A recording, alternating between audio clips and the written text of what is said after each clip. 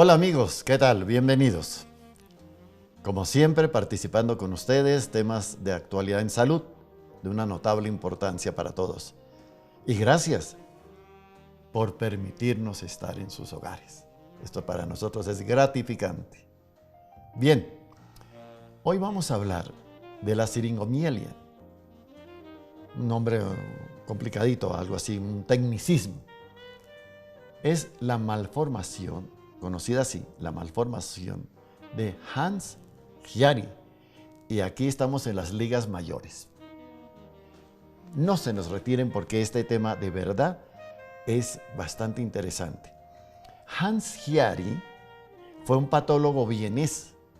Y ustedes saben que en Viena, o sea, en Austria, se habla alemán. Hans-Chiari. Pues bien, entonces, ¿qué es la siringomielia? A eso se le llama a la parte del cerebelo y del tronco cerebral que se ubica externamente, por debajo del foramen magnum, acá. Ustedes se tocan aquí en la parte inferior occipital, donde la columna vertebral empalma precisamente en esta zona con el cráneo, y aquí todos tenemos un orificio, acá. Ese orificio se llama foramen magnum.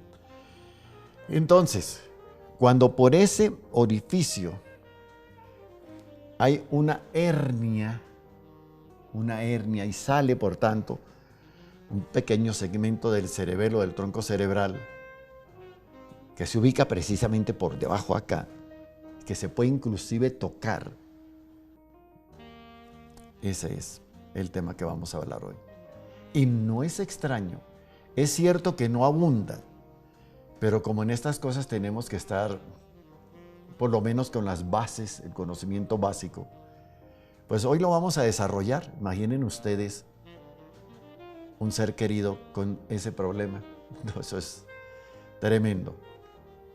Entonces ya saben que la parte posterior, aquí está la parte suboccipital, la parte inferior, entonces ahí tenemos el foramen magnum y ahí es donde se manifiesta esa hernia.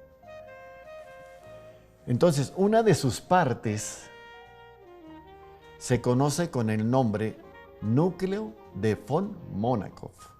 Núcleo de von Monachov. Que conduce desde la C7, todos tenemos aquí, al terminar el cuello y nacer la espalda, en esta parte tenemos un abultamiento pequeño. Claro que hay personas que lo tienen grandote ahí.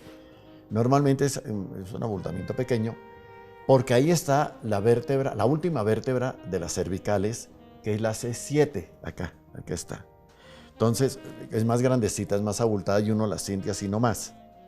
No es que esto está inflamado, no, es que ahí está esa vértebra que es la más robusta de las vértebras cervicales. Entonces conduce desde C7 acá, hacia arriba, la propiocepción. ¿Qué es eso? Propiocepción, ¿qué es eso? Pues es la conciencia de la posición de partes del cuerpo del ser humano. Puede ser en movimiento o sin movimiento.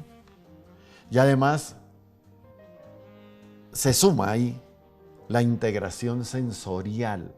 Por ejemplo, aquí estoy sentado. Gracias al sistema nervioso en general, a la sensibilidad que tiene el cuerpo en general. Aquí tengo plena claridad de que estoy sentado. Pero esa interpretación de la propiocepción, en última instancia la hace el cerebro. Toda la información del cuerpo llega al cerebro, lo hemos dicho, vía médula espinal.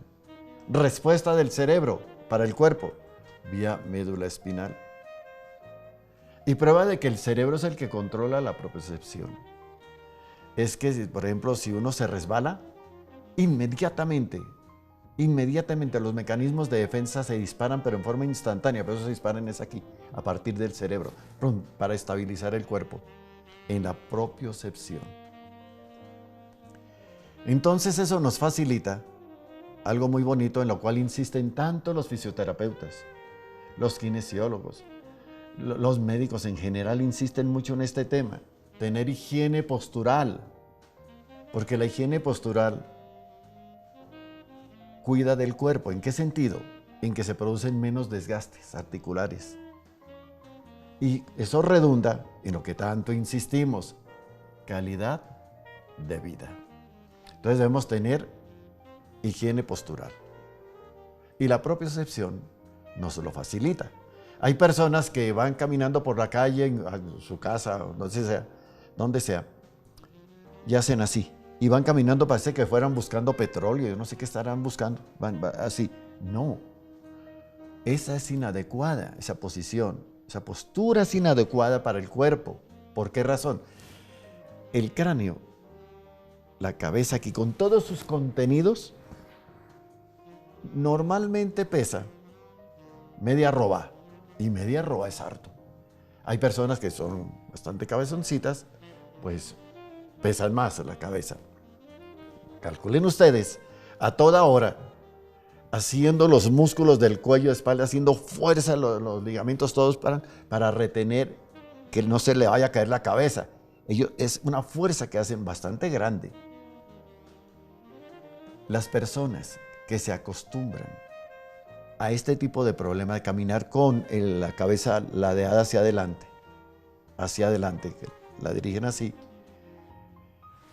con los años van a desarrollar un tema bastante complicado que se llama hipercifosis dorsal. O sea, lo que ustedes conocen como joroba.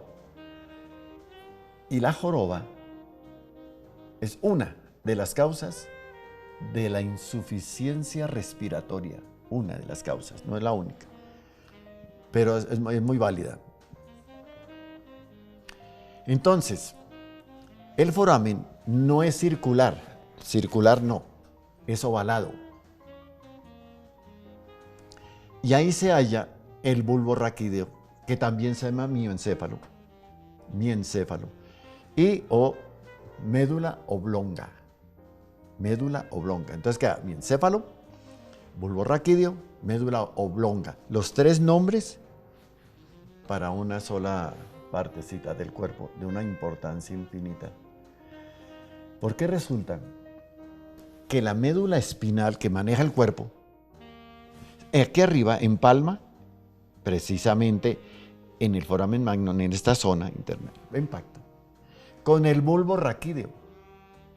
Dicho de otra manera, toda la información que sale del cerebro pasa por el bulbo raquídeo vía médula. Toda la información del cuerpo llega aquí a la parte superior al bulbo raquídeo, de ahí pasa al cerebro.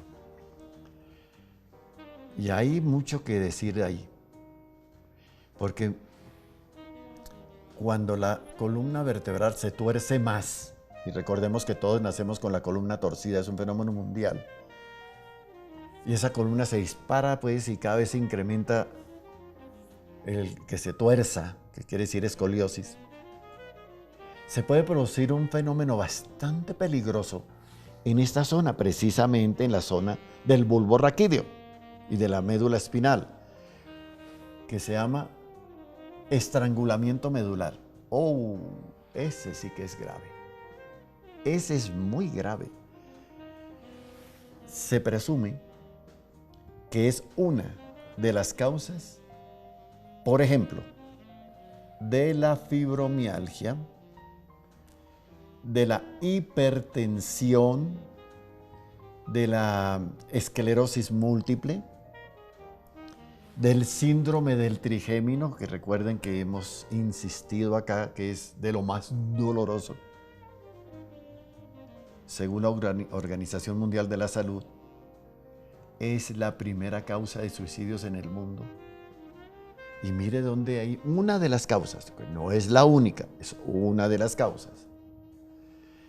Por eso es tan importante manejar a fondo el tema de la columna vertebral. Pues bien, entonces, que quede claro, el foramen magnum se articula ¿con qué? con la columna vertebral. La cabeza, o más apropiado, el cráneo, descansa sobre la primera vértebra de la columna vertebral. La primera vértebra de la columna se llama atlas. Y cuando uno ve en patología los atlas de diversos pacientes que murieron, los desgastes de esa vértebra son tenaces, tenaces, tenaces. Y eso tiene unas implicaciones clínicas que muchísima gente no tiene ni la menor idea. Por eso insistimos en que hay que cuidar todo el cuerpo en general. Pero en esta zona, en el cuello, en las cervicales, aquí por los laterales, corren dos ríos de vida. Son las arterias craneales. Si la columna cervical se tuerce y se tuerce, vamos a tener un bloqueo muy peligroso en el suministro de sangre al cerebro y por tanto en la adecuada oxigenación del cerebro, en la adecuada nutrición del cerebro.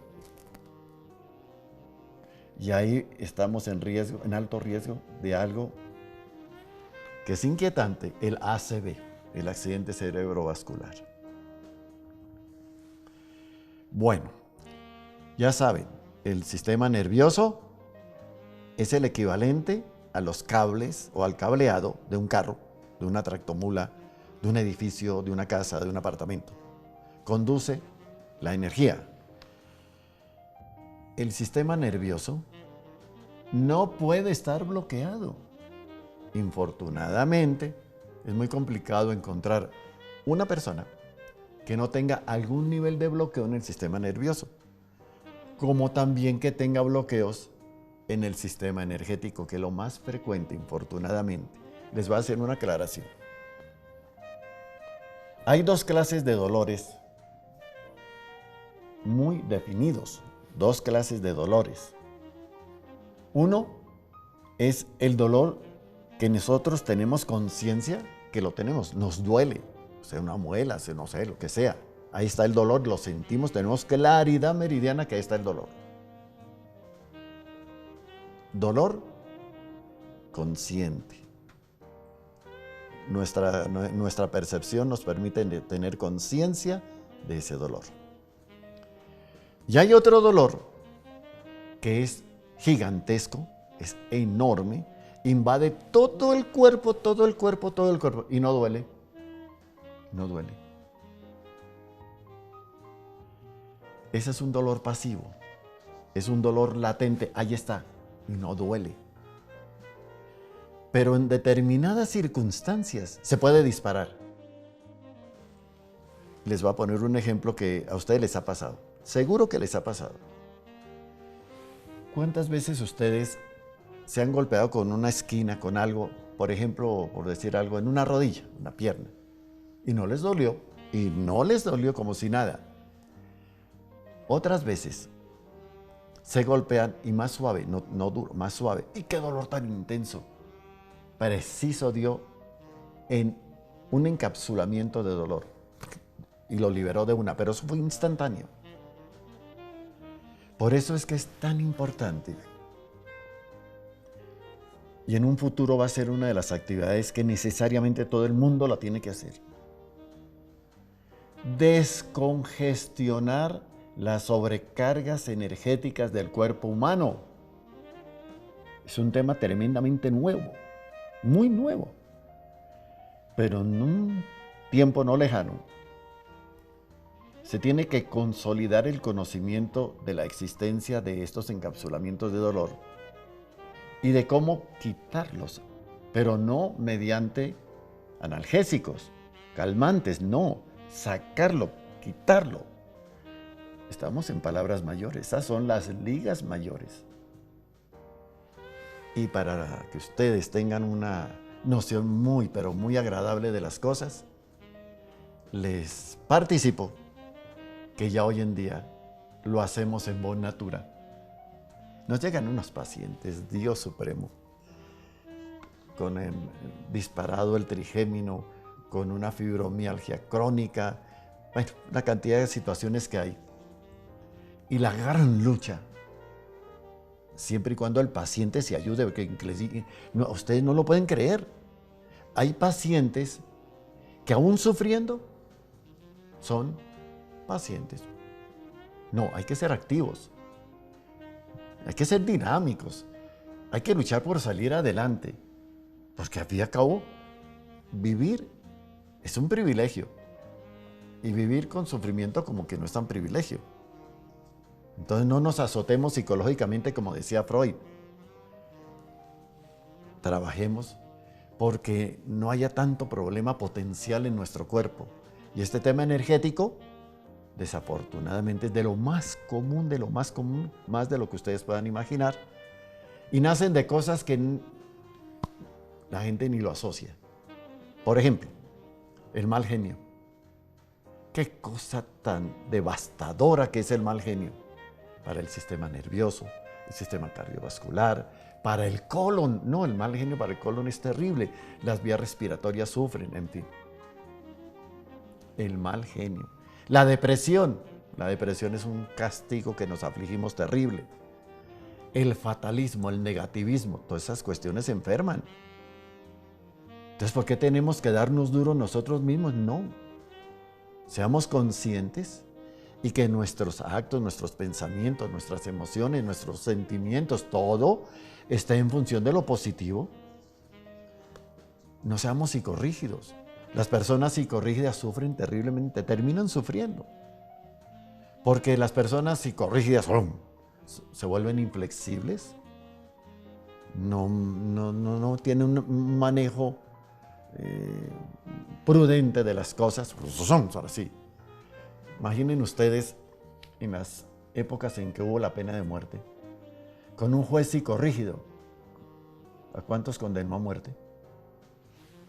Entonces, ojo con esto. Es muy bueno tener claridad. Como dice un poema por ahí llamado Nervo, somos los dueños de nuestro propio destino. Entonces nosotros nacimos fue para ser felices, para tener salud, y no para enfermarnos y ser infelices. No, ¿cómo es esto? El cerebelo controla el equilibrio del cuerpo humano. Eso sí que es bonito eso. O sea, refrescarlo porque ustedes todos lo saben. Y la coordinación neuromuscular. Pues bien, nosotros los seres humanos, a diferencia de los demás animales, porque nosotros somos una especie, biológicamente somos animales, pero se nos dice que tenemos razón y a veces actuamos con una irracionalidad espantosa, como si fuéramos fieras o cosas así. El foramen magnum, acá donde hemos hoy insistido, donde vuelve y juega, donde la médula espinal empalma con el tallo cerebral, ahí en esta parte. No es redonda, o circular quiero decir, y forma una, respecto al piso, así, toma esta referencia. No es que esté así, no. ¿Por qué hago esa pequeñísima observación? Porque es que los animales lo tienen así. Nosotros no, es así en esta manera. Y eso, que pareciera que, bueno, es una cosa de la naturaleza, ¿cómo les parece que eso define lo que venimos hablando? La bipedestación, o sea, pararnos en dos pies, estar erguidos. Ese pequeño detallito, obviamente, con la columna vertebral que es la que define toda esta situación. El problema de la malformación de Hans-Chiari, o sea, la causa está en esto que acabamos de expresar, que la escoliosis, que el estrangulamiento medular, que la presión que se ejerce en la parte del atlas, en esa parte superior, todo eso genera semejante problema. No solamente la escoliosis, sino las malformaciones de columna, que muchas de esas malformaciones traen consecuencias bastante graves. Entonces, para terminar, la malformación de Hans-Chiari, que afecta el sistema nervioso central, es una hernia cerebral. Así, no es que sea fácil, es una hernia. Entonces, en Bon Natura, con un cuidado, pero con un cuidado absoluto, buscamos la manera de cómo colaborarle al paciente hasta donde sea posible, para tratar de evitarle la cirugía. Porque las hernias de la columna nosotros las tratamos y nos va muy bien. Excelente, le evitamos la cirugía a los pacientes. Pero es que esta hernia cerebral, son palabras mayores. Pues bien, es una colaboración que nosotros le prestamos a los pacientes, tratando de evitarle la cirugía hasta donde se pueda. Pero el paciente se tiene que cuidar, tiene que colaborar. Y con una malformación de Hans-Chiari, las cosas nos emplazan a ser personas muy ponderadas en nuestras acciones.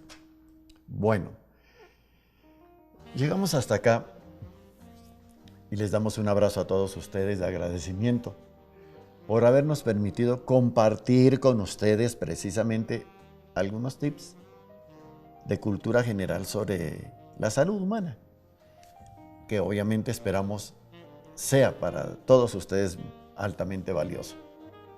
Les habló Douglas Rockwood. Nos encuentran en redes sociales como Bon Natura, 2 palabras, o como Douglas Rockwood. Y nuestra información al pie de la pantalla. Pues bien, entonces hasta una próxima ocasión y muchas gracias por su amable atención.